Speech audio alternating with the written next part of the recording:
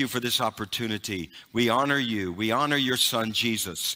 Lord, we thank you that everyone that would be drawn to this program, it will not be an accident, but it'll be by the divine providence and the drawing power of the Holy Spirit. Lord, be glorified. Let this be the day of salvation for many. We honor you now in Jesus' name. Amen.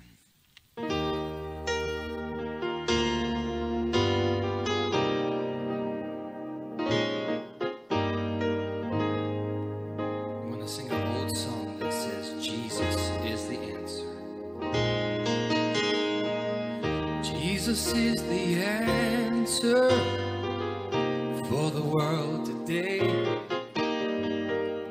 Of him there's no other. Jesus is the way. Jesus is the answer for the world today. Above him there's no other.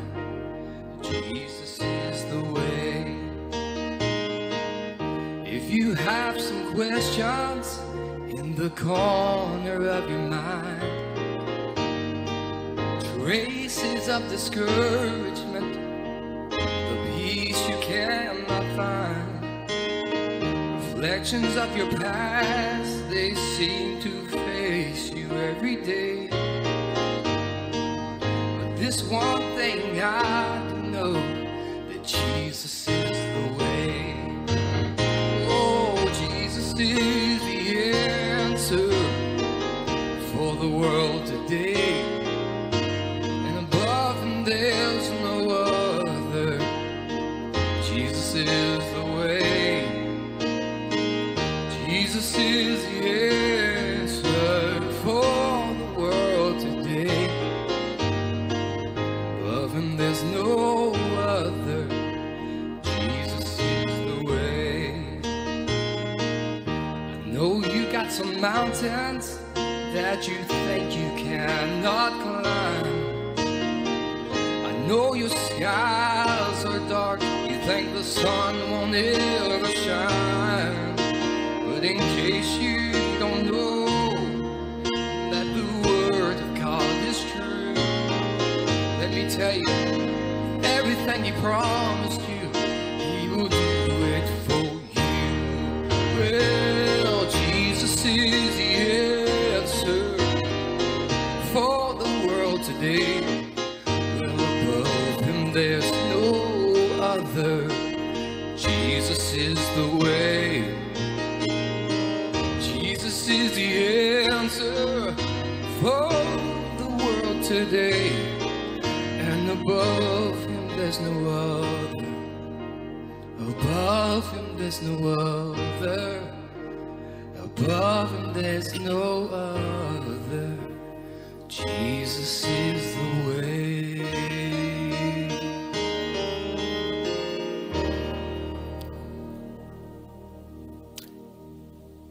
In John chapter 14, Jesus says, let not your heart be troubled. If you believe in God, believe also in me. And in my Father's house are many mansions, he said. And if it were not so, I would have told you. He said he was going away to prepare a place so that where he was, we would be also. Now, there's a big reason why Jesus said, let not your heart be troubled. And that is because your heart can be troubled living in this day. He said, in this life, there's going to be troubles, but be of good cheer. I've overcome the world. And I want to speak about some things that the Bible tells us that are going to happen in the days in which we're living, but also they're called the end of the age. And that's found over in Matthew chapter 24. And then we're going to go back to John chapter 14. But in that verse 1 of John or Matthew 24, Jesus was going out of the temple, and the disciples were pointing his attention to look at the temple, back of where Jesus had just departed. And Jesus said, do you see all these things? Not one stone, surely I say to you, not one stone is going to be left upon another. He was saying that all the things of this world eventually are going to crumble. But there's another world that is being built, another world that is coming to pass that is going to last forever. And that's what you and I want to be a part of. We want to be a part of a world that is eternal. There's the promise of eternal life. Jesus said, God so loved the world that he gave his only begotten Son, that whoever would believe in him would not perish, but have everlasting life. And he is the one that's come to give us hope, regardless of what's going on in the world. Now, back in Matthew chapter 24, Jesus is asked a question by his disciples that many are asking today. And the question is, tell us, when will all these things be, and what will be the sign of your coming and of the end of the age? People want to know. Every religion on earth has their own understanding as to what will happen at the end of the age or the last days. Well, Jesus gives us some clear instruction, and we can look at these things, and they're happening right now as we live. But there's also always a message of hope with Jesus Christ. And he says, first of all, things are going to happen. He says, take heed that no one deceives you, that no one misleads you, that no one directs you away from the truth. Now, Dustin was singing about how Jesus is the answer. Well, he is the answer. He said, I'm the way, I'm the truth, and I'm the life. No man comes to me but by the Father, or no one comes to the Father but by me. He said, I am that way to the Father. But he also said, beware lest anyone deceive you and lead you in another way, or what they would say is truth, but that is opposite from him. And there are many deceptions in this hour. You know, in your country where you live, there are things that you wonder, are they the truth or they're not? Where is truth? And Jesus didn't just tell us the truth. He said, I am the truth. And so we want to know him. When you know him, he'll lead you into all truth. But then he said, many will come in my name, and they'll claim to represent me, but they won't represent me, and they'll lead many astray. But then he said something that we want to talk about today. He said that, and you will hear of wars and rumors of wars, things that are happening right now in the earth. But he said, see that you're not troubled, for all these things must come to pass. Then he said, the end is not yet. He said in verse 7, nation will rise against nation, kingdom against kingdom. And then he goes on and he lists many things. So I want to talk about, for the rest of our time on this program, wars and rumors of wars. Because if you are paying attention, you see that that's what's happening right now around the world in many different locations, and recently, and what's happening now in the Middle East. But Jesus told us all these things were going to happen before he comes again, and before the end of the age. So first of all, he said there will be wars and rumors. Now, you and I, we don't want to follow after the rumors. We hear things at times, and they don't turn out to be true. But Jesus said not only would there be rumors, but there's going to be real wars. There are going to be wars in the natural, but most of all, there are wars in the spiritual realm. Did you know that if God opened our eyes, that if we could see in the spiritual dimension, there are great battles going on right now all over the earth. There are battles going on for the souls of men and women. There are battles going on for the destiny of nations, your nation. There are forces at work to manipulate, to control the leadership of every nation, to detour, turn away from God, rather than to follow the one who has the truth, who has the way, and that's Jesus Christ. So there are wars spiritually, there are wars naturally, but the greatest war going on right now is for the war for the souls of men and women. It's a war that's going on in the human heart. Mankind has a way that the Bible says that the heart is deceitful and wicked. And so men and women want to lead their own way. They want to find their own course. And that leads it in rebellion against God. But we can follow after him. And when we surrender to him, our will to him, then we find the peace that we've been looking for. We find hope that we've looked for all of our lives. I believe the Bible is true when it says that the desire of every nation, they're really looking, every nation is looking for God. And the way we find him is by looking to Jesus Christ. So there's a war for your soul. There's a war going on for you, the soul of your son or your daughter, your family, your city, your region, wherever you live. But he didn't have to win. Satan doesn't have to win. God did enough so that you can be on the winning side. And then Jesus said, not only will there be wars and rumors of wars, but he said over in John as well as in Matthew 24, let not your heart be troubled. Don't be alarmed. Don't be shocked at these things that are happening on the earth. He said they're going to come to pass. And the reason is because man is at war with God. When man and women come into a relationship with God, when they have peace with God, then the wars in their heart are settled. And they come to a place of peace with God, and they can have peace with one another. I shared with you, I think in one of these programs about, there's a place in West Virginia where we live, and I used to live in West Virginia, and they had these wars among these two families. They were called the Hatfields and the McCoys, and they were at odds, and they had feuds. That's what we call them in America, and there was no peace between those families. And I think not only were there fights, but I think there at times there were shooting wars. It was a great ongoing generational battle between the Hatfields and McCoys. But God chose that very location to pour out his spirit, and a great revival broke out in a high school. And I just know that there were members of that family, the Hatfields, and members of the family of the McCoys that went to that revival, and they found peace with God. There was a move of the Holy Spirit. And whenever God comes in, even families that were at war with one another, tribes or different factions, they can find peace because of Jesus Christ, who is the Prince of Peace. And Jesus said, let not your heart be troubled. All these things are going to happen, but if you believe in God, believe also in him. He's the Prince of Peace. He came to make peace in the heart, men with God and men with one another. And then he said, all these things are going to come to pass. I know that you know that the Bible teaches there are things that are passing away and there are things that are coming to pass. What are some of the things that are passing away? Well, everything you can see with your own eye, eventually, that's what Jesus was speaking about in Matthew 24. They were pointing him to look at this glorious temple that men had made. He'd left the temple, and he wanted them to know that every stone is going to one day be overturned. It's going to all come tumbling down. Everything you can see is going to fall to the ground.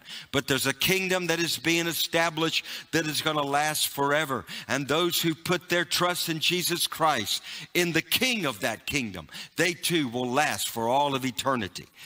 Death is not the end. There's going to be a judgment, and we're going to stand before God and give an account for what we did in our life, and how the ultimate answer is what we did with Jesus Christ. But there are many things that are passing away, and life is passing away. The Bible says, that life is like a vapor. It appears for a little while, and then it just vanishes away. And we've all known people in our own lives, family members, friends, and we looked at our relationship with them as if it would last forever. But life is short, and they're no longer with us. And the Bible says, as appointed man wants to die, and then the judgment. So we're all going to meet that day where we're going to come to our own point of death, and there'll be the judgment. So that's one thing that's passing away, but there are things that are coming to pass, and that's the kingdom of God, a kingdom which shall know no end. And Jesus is the king of that kingdom. Think about this for a moment. To have a kingdom, you have to have a king. And you have to have the subjects, or those who are submitted to that king. Now, in the kingdom of God, Jesus is the king. There's only one king in that kingdom. And those who are the subjects are those who have willingly surrendered their lives. You know, he's not a domineering king that comes and forces people to follow him. He said, whosoever will come unto me. Willingly we give our life. Whoever's thirsty, let him come unto me. And he'll find that I'll satisfy that thirst, not only now, but for all of eternity. So that's what's coming to pass. And then he said, the end is not yet. Now, there are things going on in the world. You might be tempted to say, is this the end? Now, it can be the end of our lives, but is it the end of the age? And so Jesus, that's what he addressed in Matthew 24. He said there's going to be wars, there's going to be famine, there's going to be earthquakes, there's going to be pestilence. We've seen some of these things.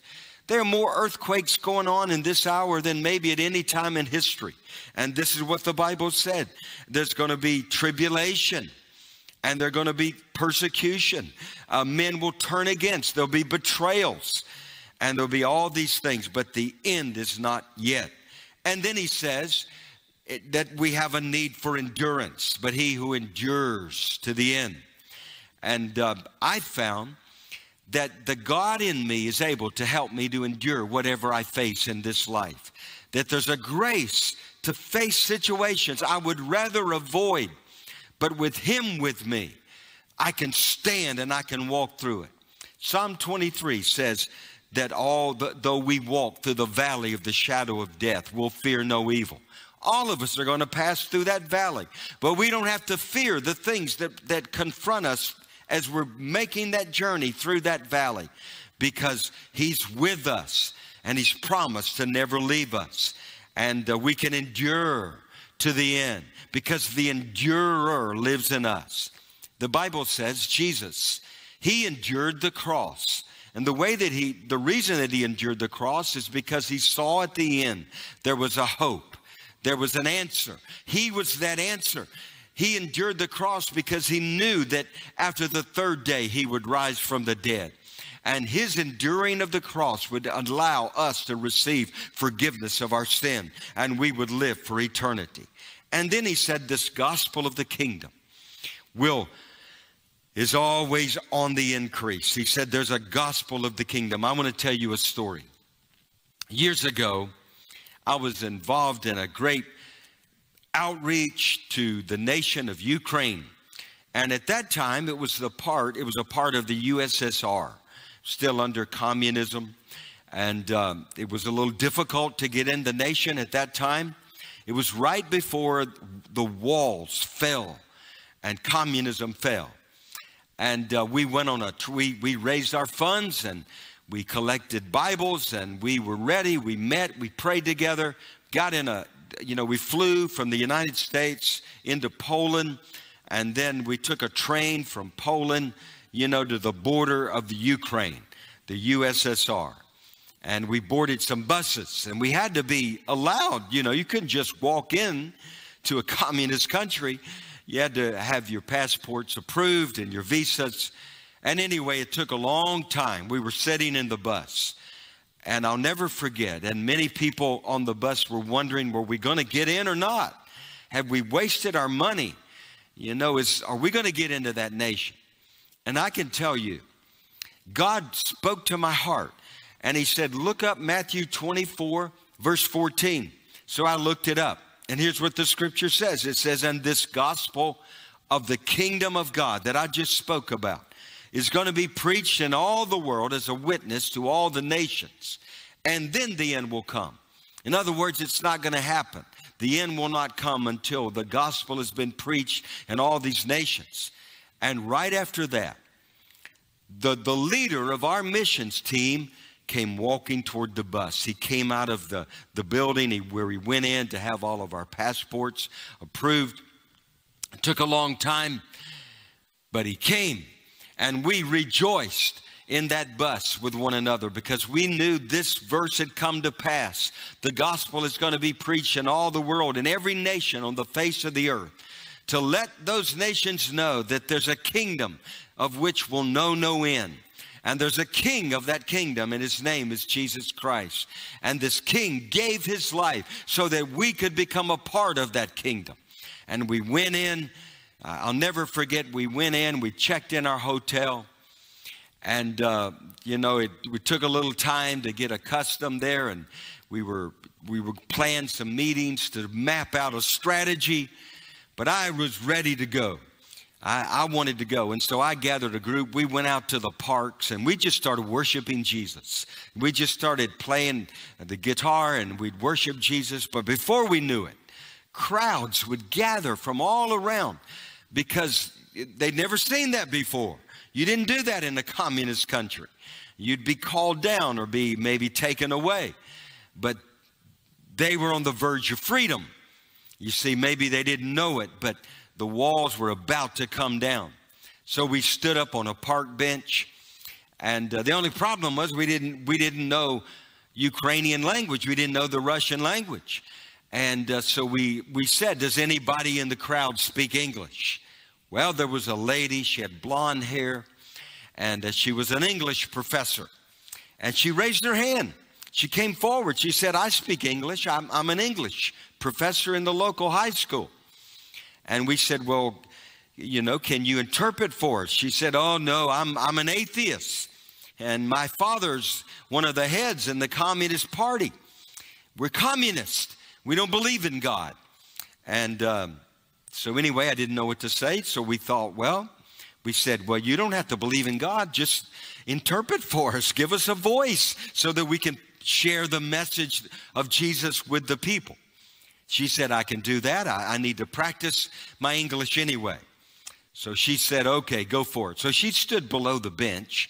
I stood up on the bench and started preaching the gospel, sharing John 3:16.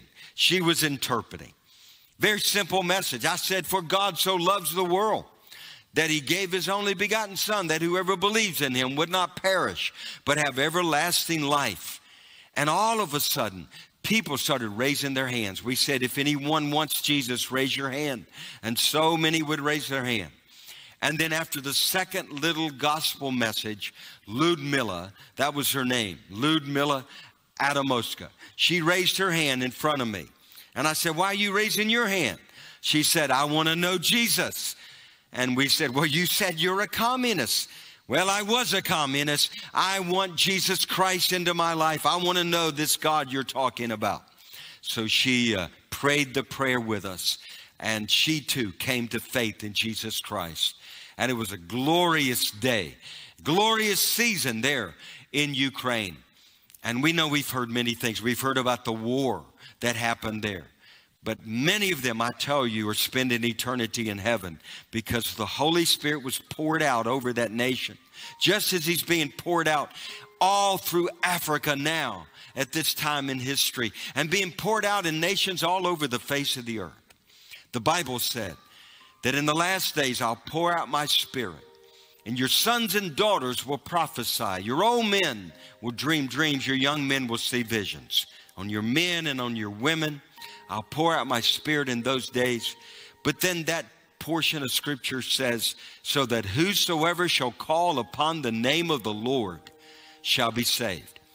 Well, that is what this program is all about. And as we've shared the simple gospel, we believe that many have felt and you've sensed in your heart the convicting power of the Holy Spirit. That's God's love. That's God drawing you. No one can come to God unless you're being drawn. And the Spirit of God is doing that right now. You say, well, what must I do to be saved? Well, number one, believe in God. Believe that He created you. And I can tell you, He created you for a purpose, and that is to know Him. And Jesus is the way to know Him. You must admit that you're a sinner. And all of us have sinned all over the earth. Every man, woman, boy, and girl sinned. We've all disobeyed God. None of us have lived up to His standard. And then we confess our sin. And He said if we confess our sin, we believe in Him, if we call on Him, we'll be saved. With the mouth, you confess Him. With the heart, you believe that God has raised His Son from the dead, you will be saved. So I want to lead you in a very simple prayer. Just say something like this. Dear God, I need you. I believe in Jesus. I believe He lived, He died, and He rose from the dead. I confess I'm a sinner.